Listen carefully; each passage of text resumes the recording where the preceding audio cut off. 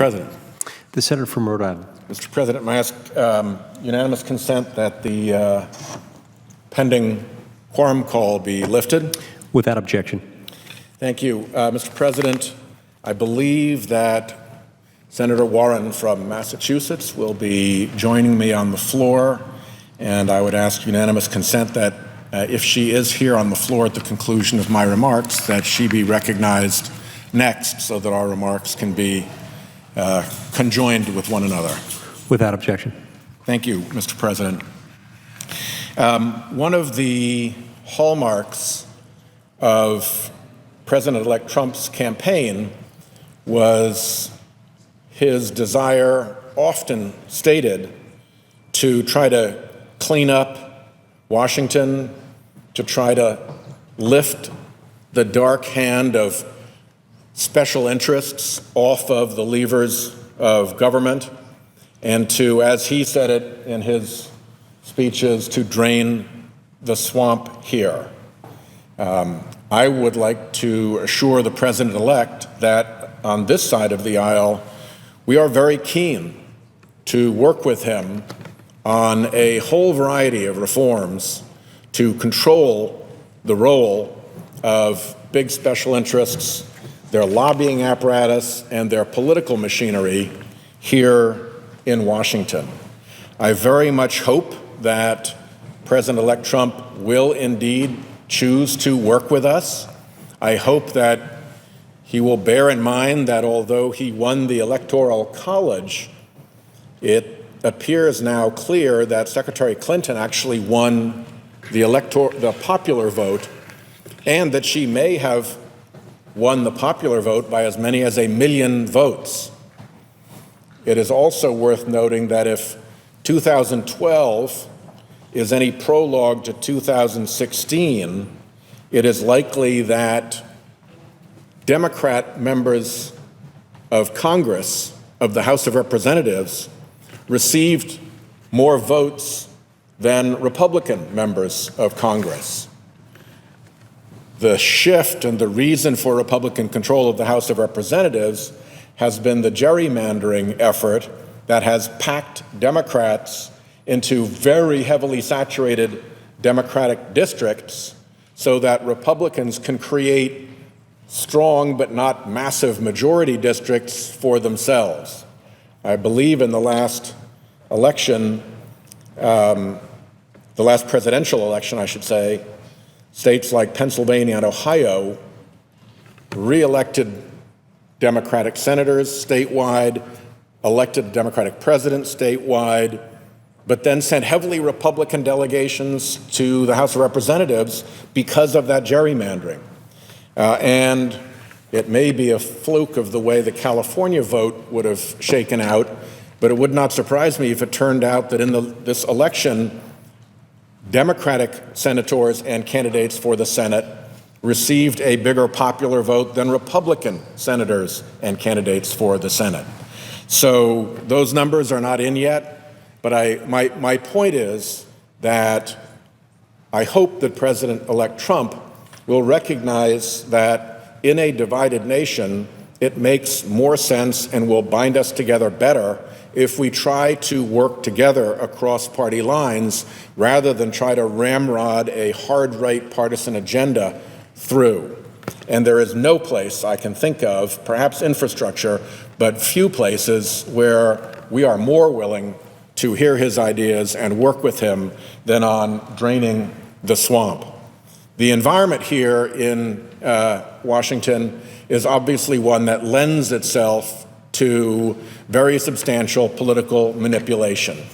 And in all of that political manipulation, most of the cards are with the big special interests. Indeed, corporate lobbying of Congress has been reviewed and measured as being more than all other lobbying of Congress combined by a ratio of 30 to 1. So if you're wondering where the power structure comes down here in this building, think about a 30 to 1 advantage for corporate lobbying over all other lobbying combined.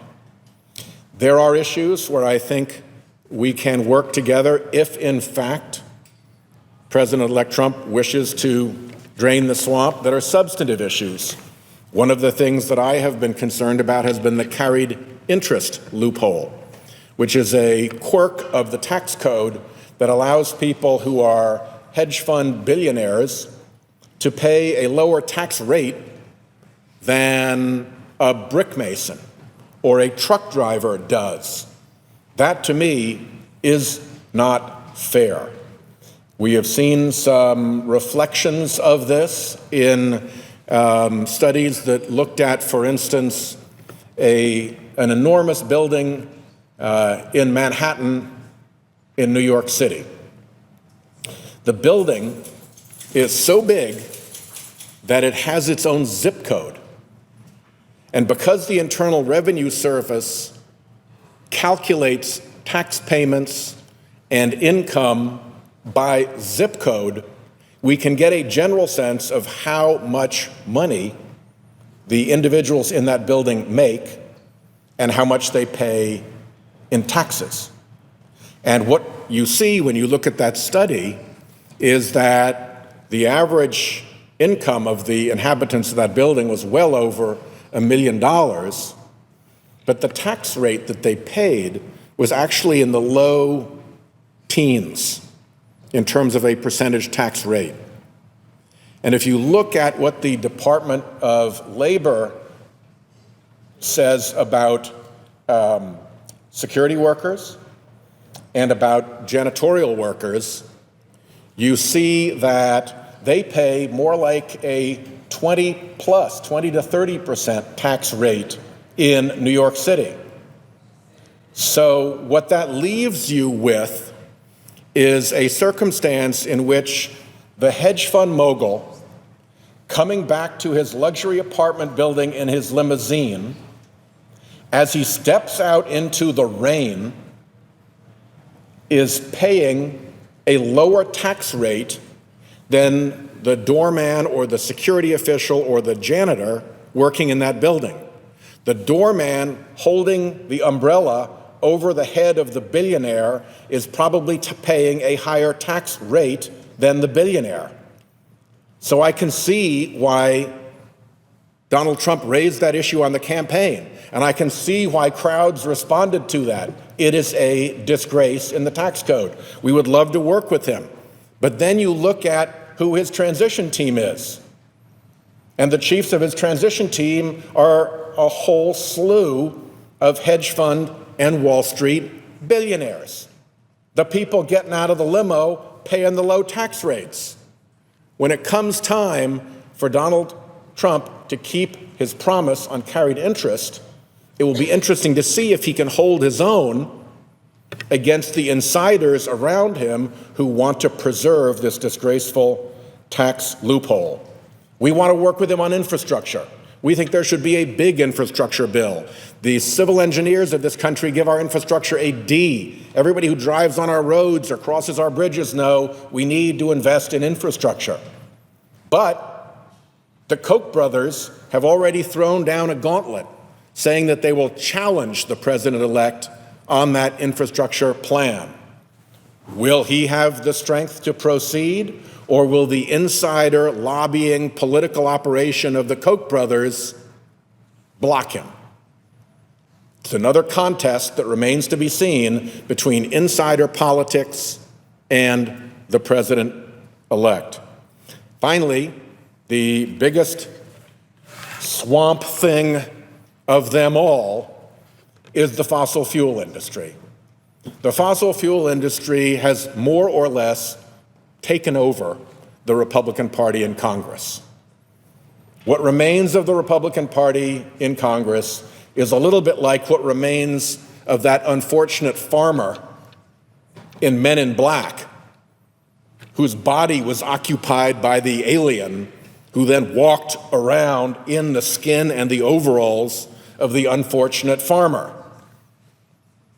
The fossil fuel industry is a special interest.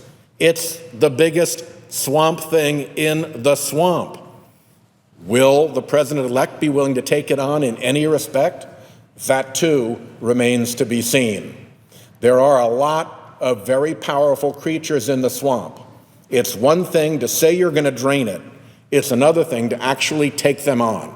And I am here to assure the president-elect that not just myself, but many Democrats would like to work with him towards responsible climate policies, notwithstanding the nefarious presence of the fossil fuel industry, towards an infrastructure bill, notwithstanding the ideological opposition of the Koch brothers, and on carried interest, notwithstanding the infiltration already of his transition team by Wall Street special interests. And with that, I will yield the floor to my outstanding colleague from Massachusetts, and I thank the President for his attention. The senator from Massachusetts.